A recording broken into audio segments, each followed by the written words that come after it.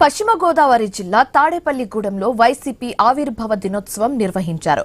నియోజకవర్గ కోఆర్డినేటర్ వడ్డీ రఘురామనాయుడు ఆధ్వర్యంలో పడాల వృద్ధాశ్రమంలో అన్నదానం చేశారు.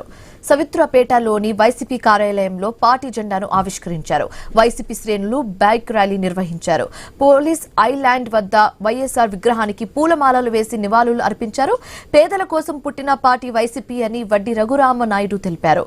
వైసీపీ హయాంలో ఇచ్చిన హామీలన్నీ జగన్ నెరవేర్చారని చెప్పారు.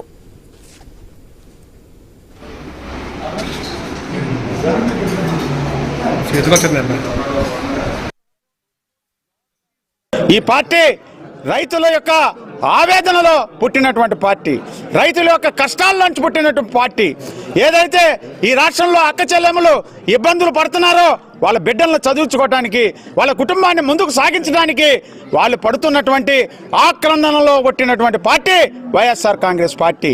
అలాగే ఎవరైతే యువత ఉన్నదో నిరుద్యోగ భుక్తి లేక నిరుద్యోగంలోంచి ఎన్నో బాధలు పడి తల్లిదండ్రుల యొక్క కష్టాలని కళ్ళీళ్ళని తుడవలేని పరిస్థితుల్లో నిస్సహాయ స్థితిలో ఉన్నటువంటి వారి గొంతులోంచి పుట్టినటువంటి పార్టీ వైఎస్ఆర్ కాంగ్రెస్ పార్టీ.